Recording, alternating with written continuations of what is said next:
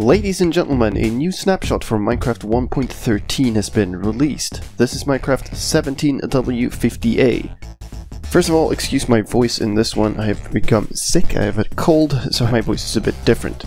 Anyway, this one contains bug fixes and a bunch of new features for the command parser, but also a few other goodies. Let's get into the changes in this version.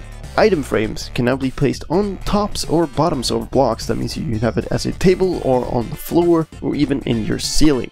Another very significant bug fix in this one is that the ghost blocks that could sometimes be left on the client when speed mining, that is when you have high efficiency enchanted tools and a beacon, and then you mined, you would get the insta-mine effect, and sometimes there would be a block that was there on the server but not on the client, so you would get stuck in it.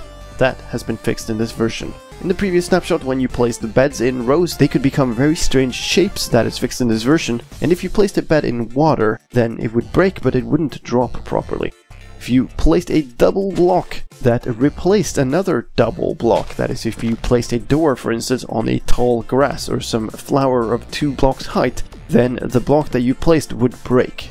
And in previous snapshots, the inventory changes to a container like a chest would not update a comparator looking at that chest properly unless it was interacted with by a player. So for instance, putting something into a chest with a hopper didn't change comparator output. That is fixed in this version. If you had a redstone repeater set at a 2 redstone tick delay and you observed that with an observer, you'd get 2 pulses, not 1. That is fixed in this version. Hoppers couldn't pick up items that were thrown in from the side, and they can again in this version. That was caused by previous change to the hopper collision box. And pistons would lose their head if they pushed the block that powered it. And if you pushed carpet onto air, then the carpet wouldn't properly drop. That is fixed also. There's actually a change to the world simulation, but also affects very many contraptions. Water and lava flow are no longer affected by random ticking. That's a bug fix that was tested before, had to be pulled back, and now it's back in again. So please test this out and see if you can find any new problems with it. And if you do, please leave a bug report on the bug tracker that's linked in the video description for all my snapshot videos. Let's move on to map making stuff in commands. There is a new coordinate type that you can use in commands. This is brought over from the Bedrock edition where I initially implemented it. It's the caret and it signifies local coordinates. What it means is you're moving in a direction that is relative to where the entity that is executing the command is rotated rather than the world direction. It means the syntax is caret followed by the number of blocks left, caret or the number of blocks upwards, and caret followed by the number of blocks forward. Any of these can be negative as well to move in the other direction, of course. So if you have no rotation in the world, if the rotation is 0, 0, then this behaves exactly like relative coordinates tildes. I have another video up that describes this change when it came to Bedrock Edition before. You might want to check that out for a total description of this feature. Other command-related bug fixes. The X rotation selector argument behaved instead of X rotation as Y rotation, and that is fixed in this version. When you tab completed coordinates, you got coordinates that were formatted according to the localization settings on your operating system, which might not work in a command, so that is changed in this version. And then there are a number of new features and fixes to tags. Tags can now include other tags if the other tag has the same type, so a block tag can include another block tag.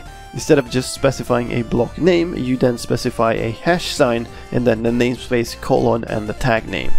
When overriding a tag, you can also now choose whether you want to replace it or append it. That was changed in the previous version from override to append, but now you can select. By default, you append, but you can also add replace true to your JSON file specifying your tag. A number of bug fixes as well. An invalid function tag would prevent a world from loading previously. That is fixed in this version. Custom tags could match air if you had an invalid block name in that tag, and that is fixed as well. And stone buttons and iron doors are now included in the buttons and doors tags.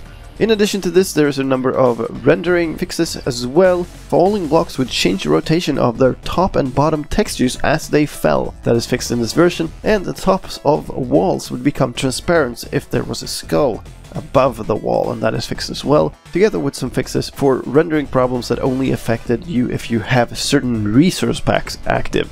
If you want the details of that, check out the full list in the description below. Finally, things should be a little less crash prone than before. But Even with that, this is a snapshot. It can crash or corrupt your world, so be careful when you use it to do it only on a test world or on a backup of your world. Also remember, the 1.13 snapshots are not compatible with 1.12 worlds, so if you upgrade a world to this snapshot, you can never downgrade it back to 1.12 versions again. With all of that said, if you do want to try it, head into your Minecraft launcher, go to the Launch Options tab and enable snapshots. You'll get a warning there, click OK to that, then go back to the News tab. Now your play button will have a drop-down box where you can select the latest snapshot profile. Do that and start the game to run the latest snapshot version, which is currently this one, Minecraft 17w50a. That was all for this time. My name is slicedlime, thank you for watching, and I'll see you next time.